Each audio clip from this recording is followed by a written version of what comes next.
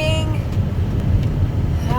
It is Monday, December, I don't know, 17th, 2018, and 15, 16, today's the 17th.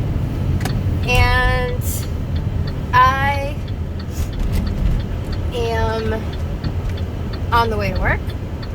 It is 30 degrees outside, and it was snowing. It's not doing anything at this point. Oh, maybe a little drizzle, but so I have to upload Saturday's video. I have recipes and stuff to share. So I have moved to pureed mushy food, sort of, kind of. So yesterday I had eggs and corned beef hash, and I handled them fine. I ate a little too fast, so it felt like tight in the chest area, and I laid down and I felt better. It's hard to tell when you're full. I don't know when I'm full, so I just stop when I think I'm full. I'm still really thirsty a lot, and I know it's because I'm not getting 60 ounces of liquids, so I'm really thirsty a lot. So not drinking while eating is really hard, and waiting 30 minutes after is really hard.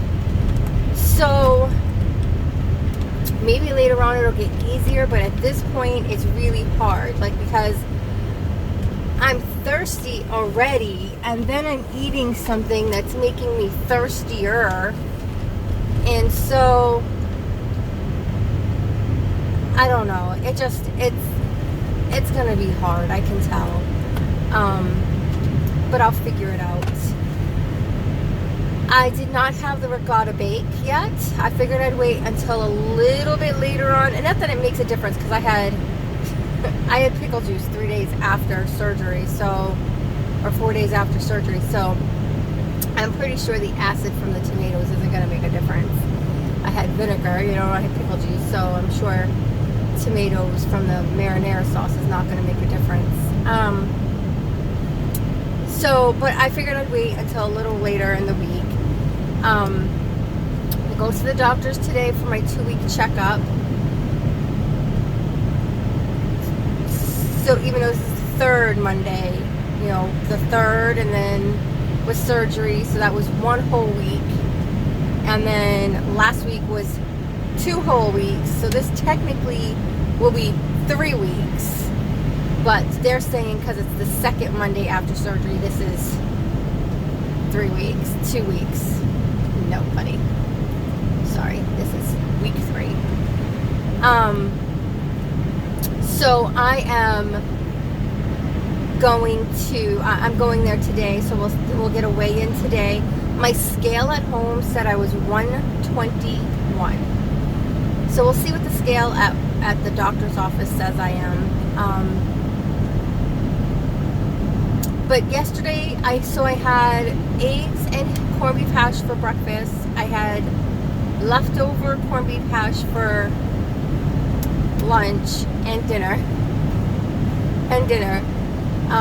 I also had sugar-free Jello, sugar-free pudding. I did not try the Jello yet. I had frozen yogurt.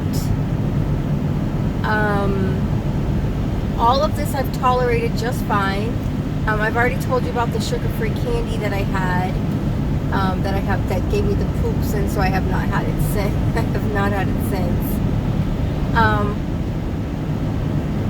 What else have I had? And I've been just eating popsicles like crazy too, which I wanted to bring to work today, and I totally forgot. I did bring cream of bacon soup today for lunch. I'm not going to go hog wild and be like, oh, let's have some pepperoni and turkey, and I'm not going to go hog wild. So, I'm still sticking to, for the most part, to my plan. I just added a couple of extra things. I did add yogurt, Greek yogurt to one of my shakes. and it was tolerable. It's because it takes me so long to finish that it gets warm, and I can't drink them warm.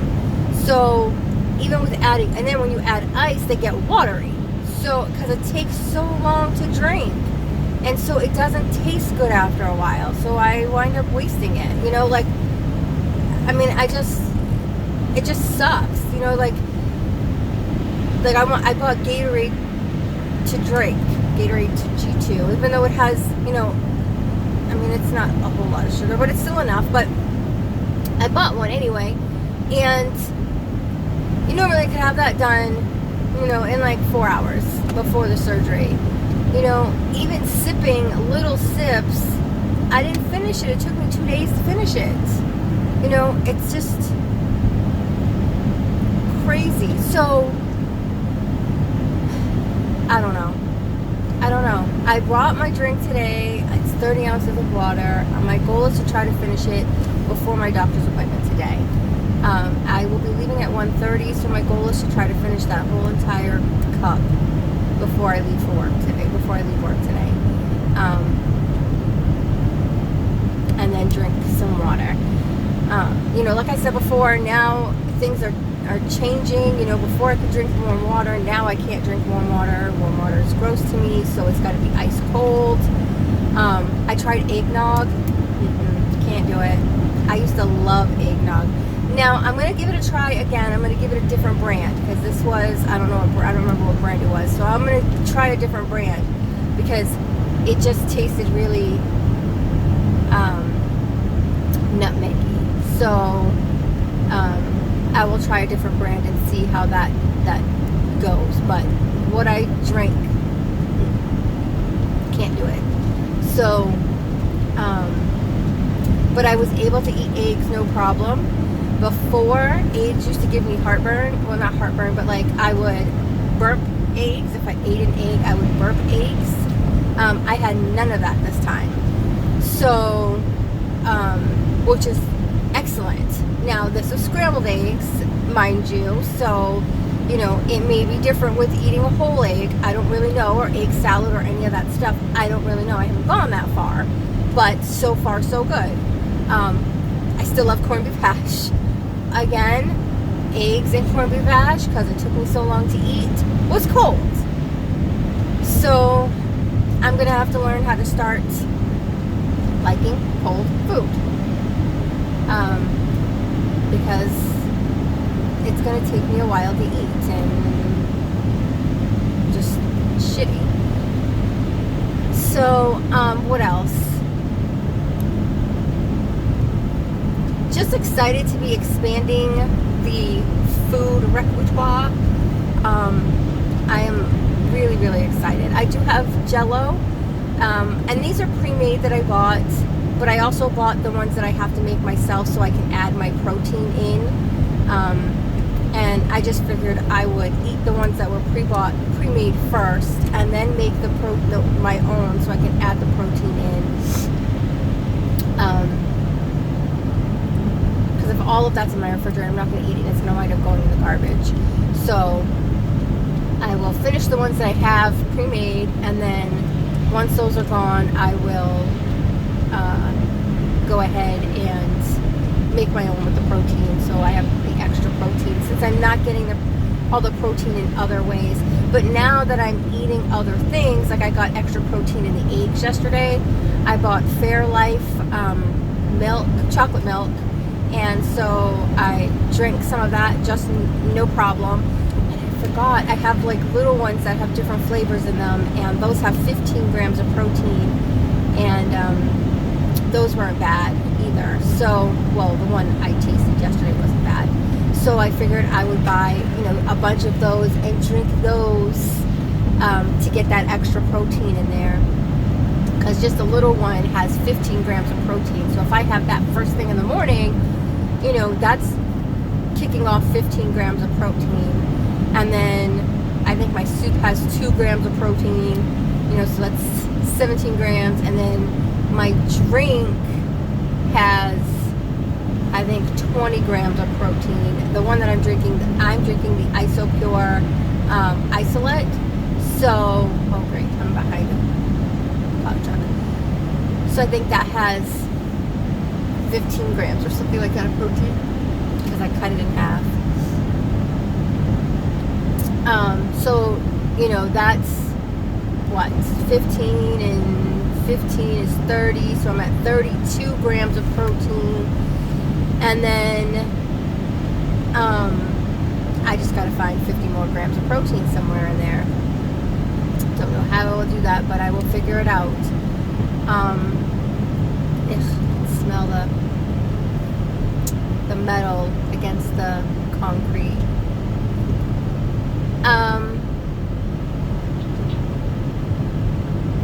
Yeah, so that is it really.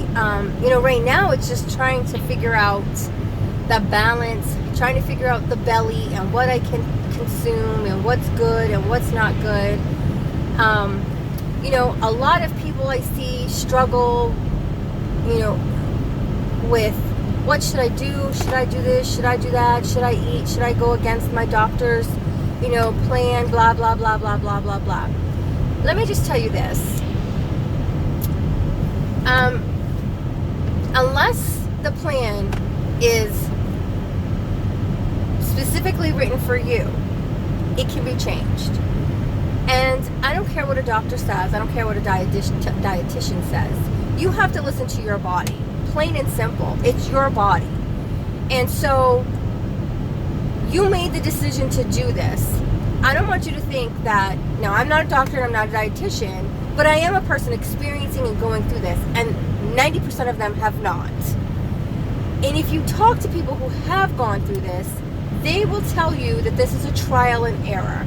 Every single thing that the doctor gives you is just a foundation. It's, you know what I'm saying? So, yes, absolutely. If you're not ready, if your body's not telling you it's hungry, and I'm not saying your head saying, oh, I think I should eat. I'm saying your belly, you know when your belly's telling you you're hungry. If your belly is telling you you are hungry, then you need to pay attention to those cues.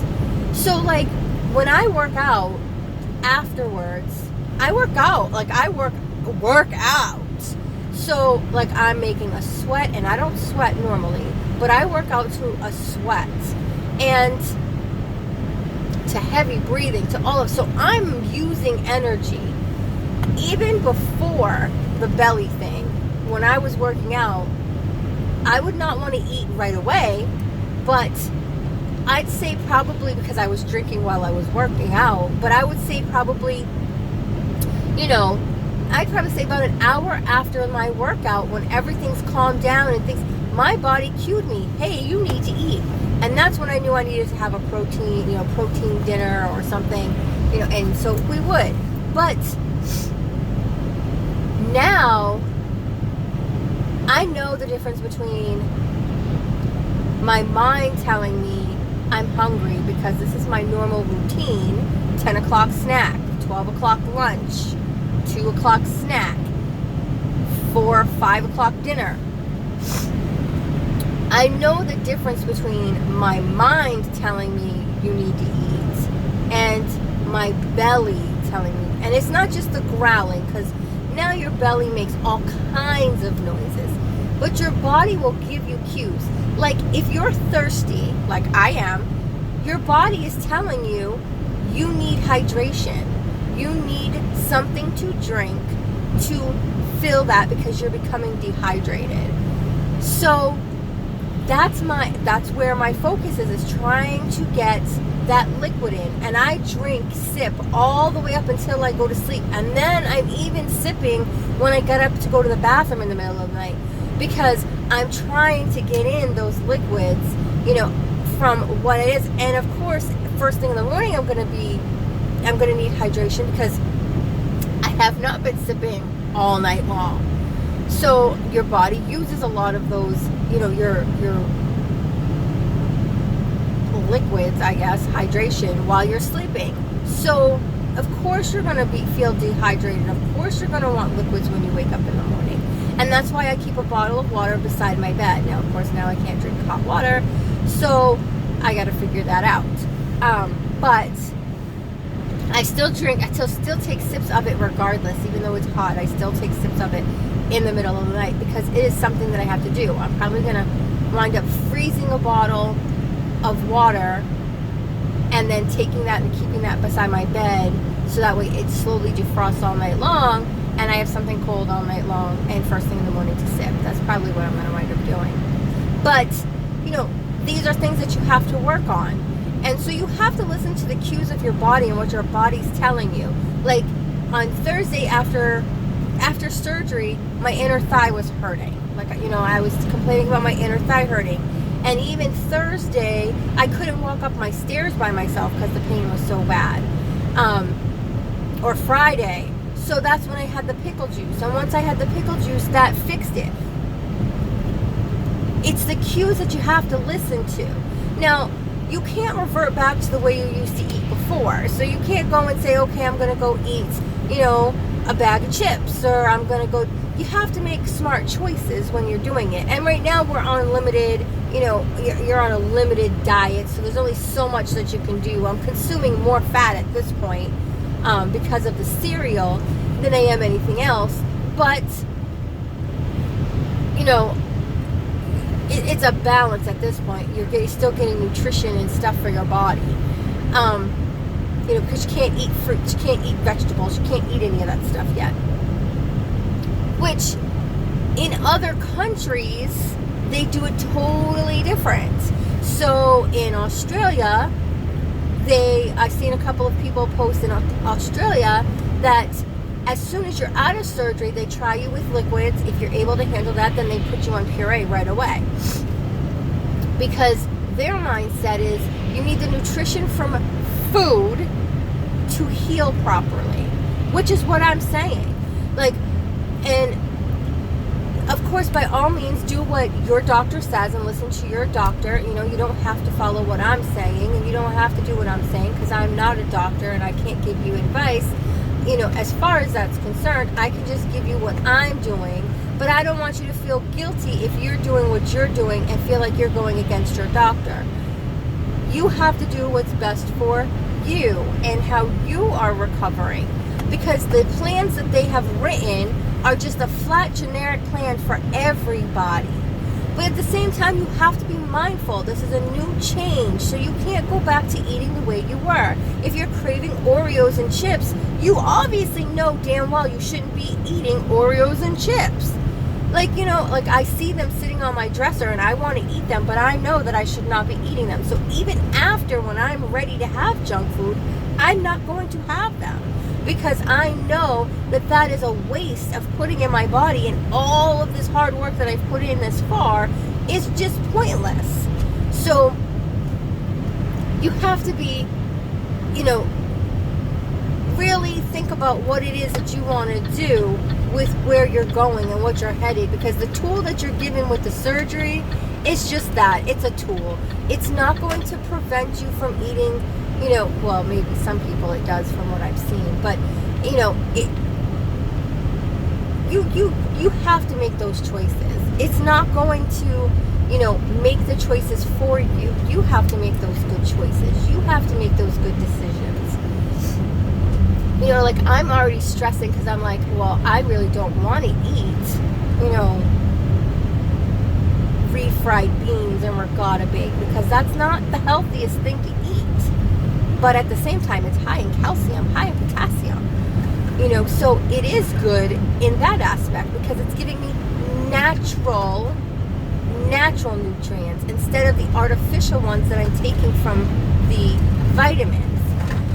You know, here in America, you know, we're all for, you know, pharmaceuticals. So the more money you can spend on vitamins and medicines, the more happy our country is, unfortunately. And so I would prefer to eat broccoli and cauliflower and watermelon and strawberries and blueberries and, you know, raspberries and asparagus and all of that stuff, spinach and kale and all of that stuff, versus taking these damn vitamins. And that's a true fact. But I also don't want to overdo it. I don't want to put the overload on the body.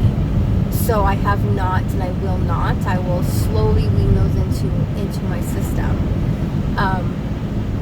But I totally agree with the food nutrients part of it versus the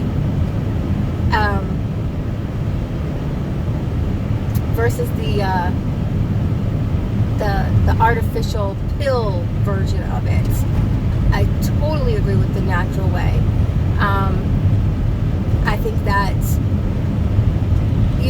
I look at it as a baby. Like, you would not give a baby vitamins.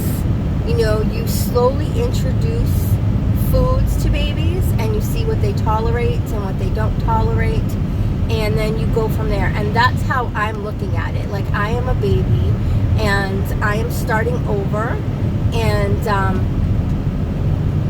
I need to slowly introduce those nutrients to my body so that way I can get the proper nutrition that's needed. That's the way I'm looking at it at this point. And I would totally prefer to have the natural versus the artificial. And I'm taking the artificial because I have to. But best believe, as soon as all of that stuff, I'm able to eat all of that stuff again, best believe I will be back at eating it. And, you know, hopefully I don't have to add any extra vitamins. Hopefully I'm able to tolerate, you know, all of that stuff just fine, and able to get the nutrients that I want, that I need from food and not from the vitamins. I'm hoping that when I go for blood work again, I don't need anything else. I mean, I'm already taking supplements for the hair, which I have not lost any, knock on wood. I'm taking vitamin D3, well, because I'm living in Maine and we're limited to sun for most of the year, so I need vitamin D3. And I'm taking the multivitamins. I'm taking I'm taking the gummy Flintstones. That's another thing I saw. Someone, you know, everybody badgering somebody for having gummy vitamins. I wasn't told I wasn't allowed to have gummy vitamins. Every doctor, every nutritionist has their own opinion. Everybody's plan is totally different. And so you can't tell somebody that they can't have something if their surgeon or their nutritionist has not told them no. You know, mine has told me Flintstones are perfectly fine. And nobody said no to gummies. And so that's what I've been taking all along, is gummy vitamins, and that's what I'm taking. If I find them on sale, I'm taking them. So that's really it. Just be mindful, do what's best for you. If that means you feel it's best for you to listen to your surgeon and follow the plan that they provided you to the T, then that's fine. Just don't judge somebody else because they're not doing it. That's all I'm saying. Because not everybody is the same, and the plan is just a generic plan for everybody. Now, if it was written just for me and how I eat and my diet, and they provided me with this and that and this and that, that would have been totally different. But my nutritionist didn't even look at any of the food I ate at all the whole entire time. So I know that this isn't written for me. I know this is just generic. So that's all I'm saying. So you know what I say, the best investment you can make is an investment in you. What are you investing in you today? I'm continuing on this journey, and I'm going to figure out how to get all these damn liquids and protein in me. So help me. So you guys have a great day, and I will check in with you tomorrow. Bye-bye.